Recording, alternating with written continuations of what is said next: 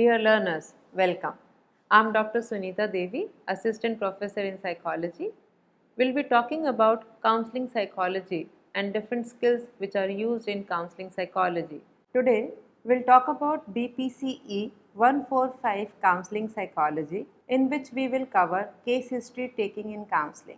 By now, you must be familiar about what is counseling, what are the effective skills of the counselor, and case history taking is one of the most important skill of a counselor because it explains you what the client is going through, what is the view of the client's life you will get to know, which will help you in planning the interventions in a better way. Let's understand what is case history. Case history taking is an important counseling technique that provides background data, and it will help you in assessing the problem and planning the intervention. Taking history is an important step in defining and understanding the problem the client is going through.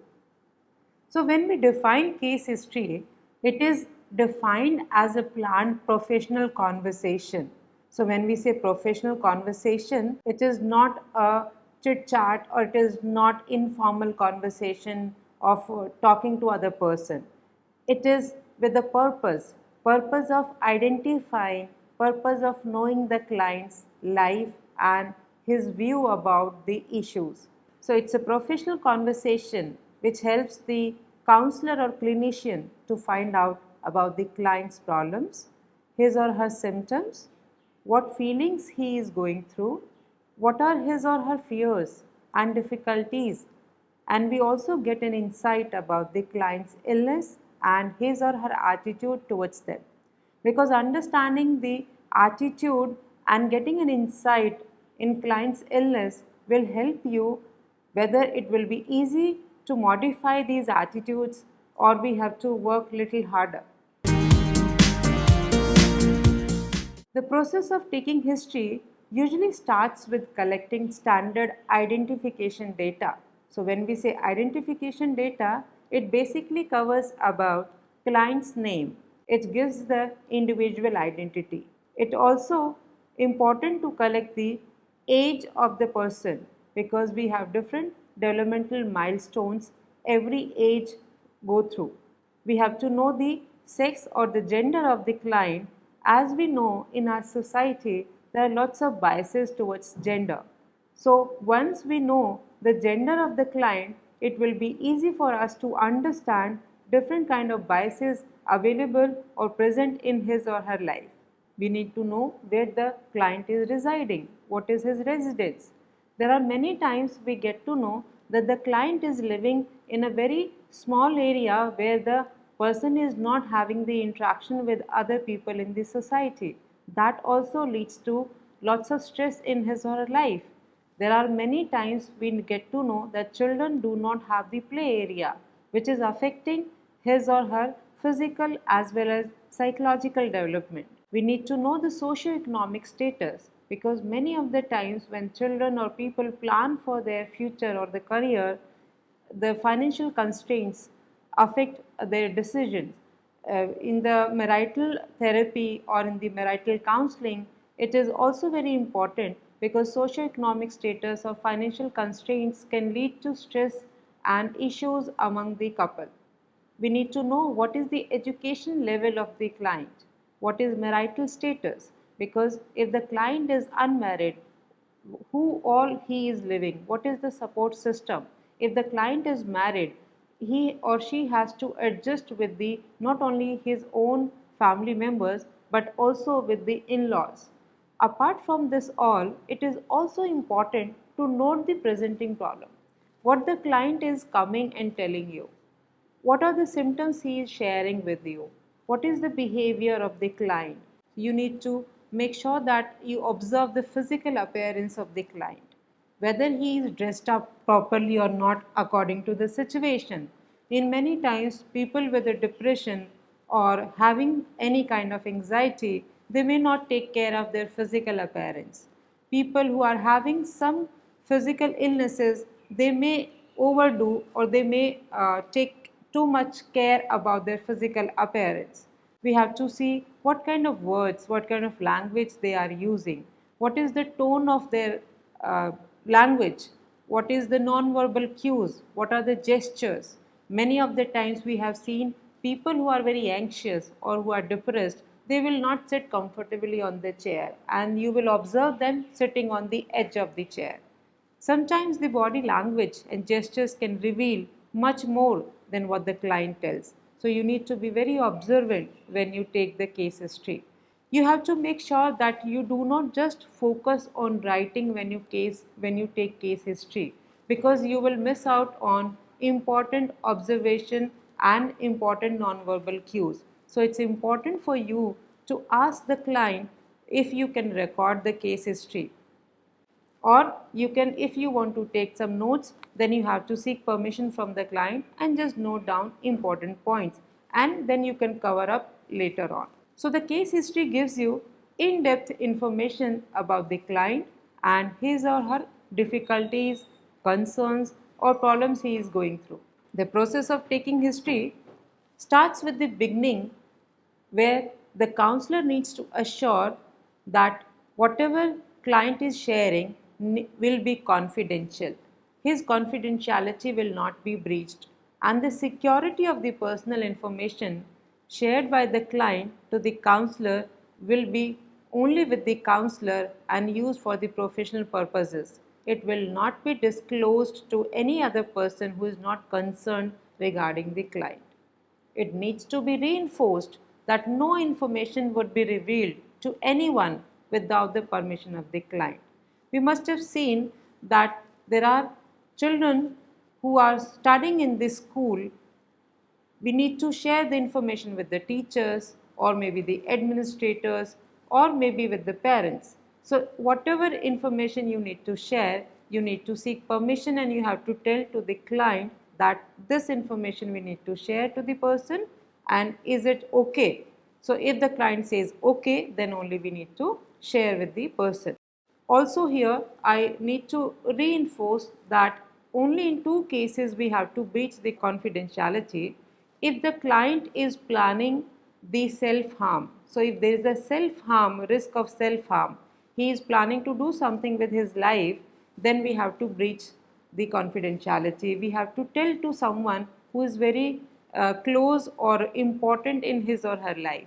Or if he is planning to harm some other person, he is planning to bully someone, or he is planning to harm his parents or his friends or anyone in his vicinity, we need to disclose the information to the concerned person, because the life is much more important than any kind of information. So only in these two conditions we breach the confidentiality, otherwise we maintain confidentiality, and this is utmost important in taking case history and counseling.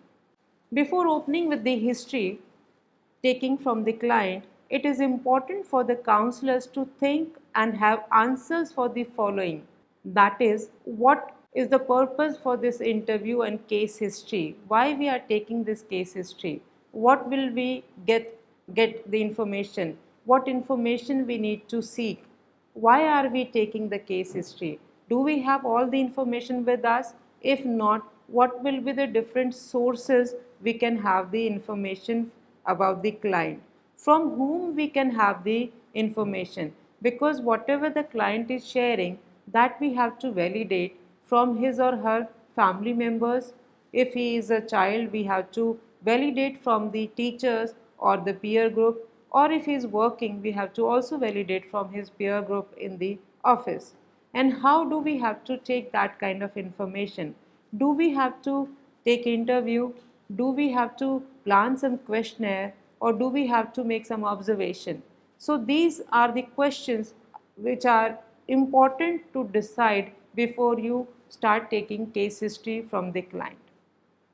For example, what information and why? What is the purpose? So the purpose is diagnosis, or the purpose is the intervention, or the purpose is just to know the client and his or her family, or his family background, or his concern. Do I need to understand and consider the therapeutic needs of the client? How should I collect the information? What all sources can I involve? Is it better to elicit the information verbally, or is it better to take information in a written form, or do we use combine or both?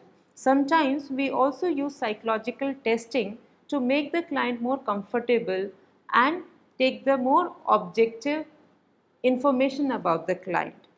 We also need to understand from whom should I collect apart from the client, because in the life of client there are many people who will be affecting his or her attitude, his behavior, his actions, his feelings. So we need to know who is the most important person in his or her life which is affecting his functioning, which is affecting his concerns and difficulties. So we have to decide apart from the client whom we have to interview. We also need to understand that when counselors begin with the process of history taking about the presenting problems, what he is coming with, what is the concern right now. Because many of the times client starts sharing the past problems, difficulties of his childhood, and he's keep on going and going. So you have to bring the focus to what he or she is facing right now. What is the presenting problems he is coming with, and also past problems if he is having any past problems in the past. We also need to see whether he has taken any kind of treatment or any kind of help for his difficulties which he is going through, or if he has sought earlier whether it was working, it was not working. If it worked out, then why this difficulties again arose? If it is not working, what could be the reason why it did not work out?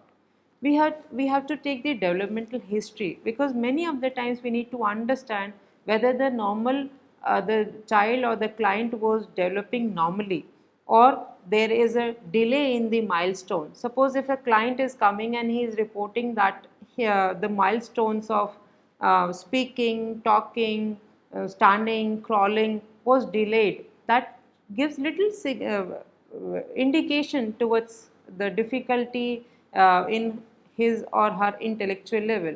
We also have to go through the medical history, whether the client is having any kind of diabetes or any kind of blood pressure or any other medical history which he or she is going through. We need to understand what is the education level of the client, in which occupation he is working, because there are so many times occupation hazards interfere with the functioning of the client.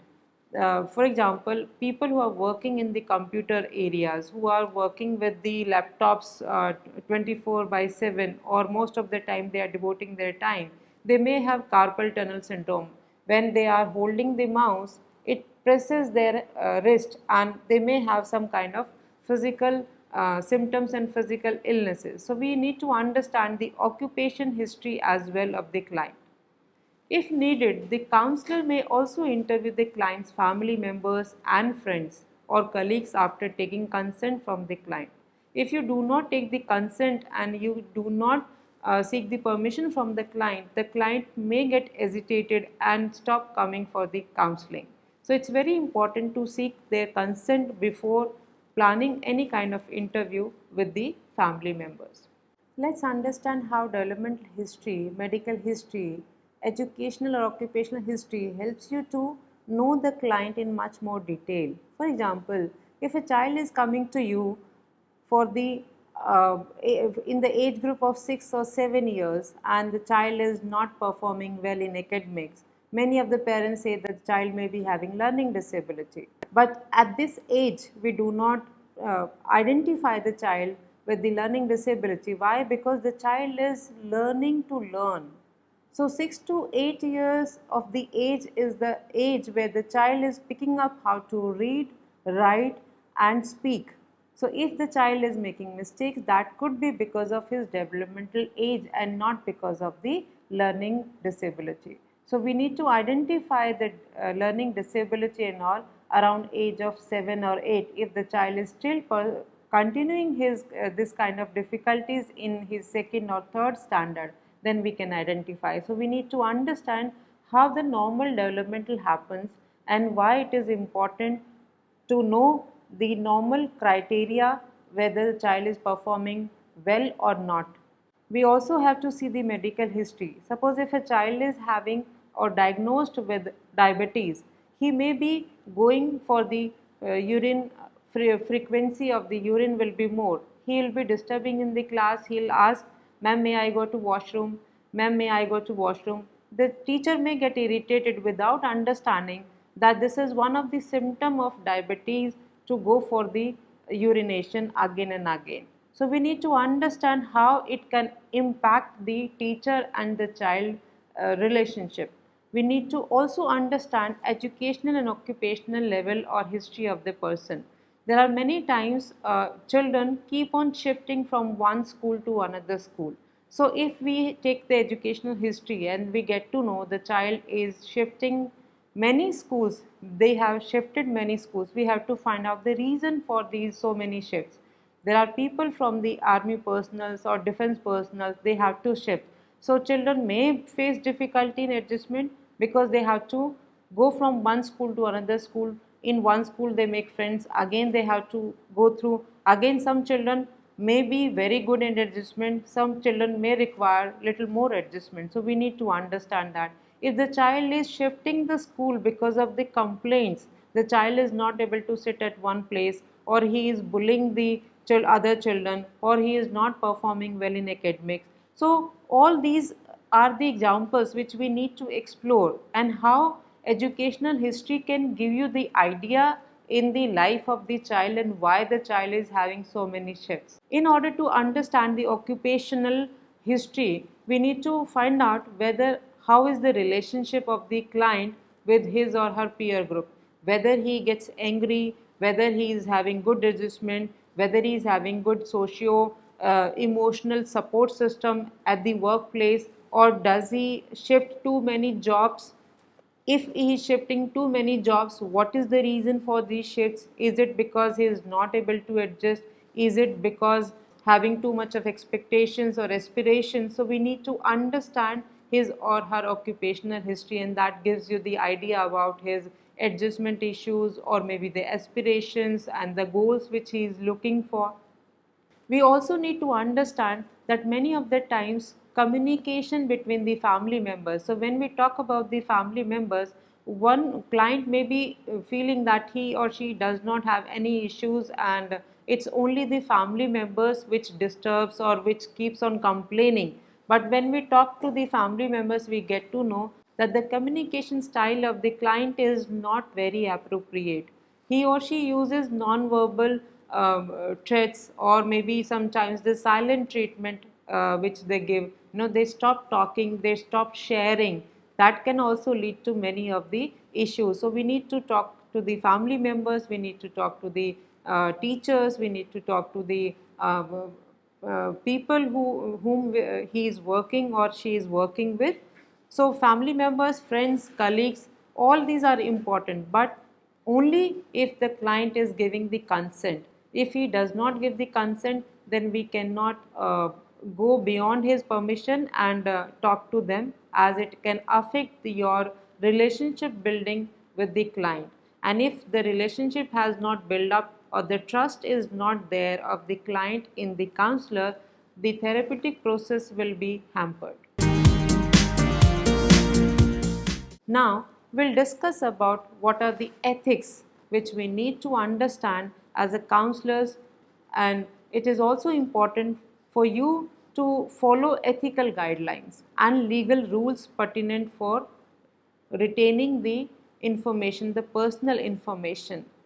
The client, whatever is sharing, you have to maintain the documents, you have to maintain the record, not only for the legal purposes, but also suppose if you are a counselor right now and you are shifting the job, or you are going in some other department, the other person will not start from the scratch. The person may have, or the person who is coming at your place may have some information about the client. Case history also serves a very useful function, as these can be straightway used for determining the direction of the counseling process. So if you are good, because it is a skill, case history taking is a skill, and if you have taken case history in a better way, it will be very easy for you to plan the counseling process and give the right direction, give the plan the right intervention, and that will be very therapeutic process, and it will be much faster healing for the client and very rewarding for counselors.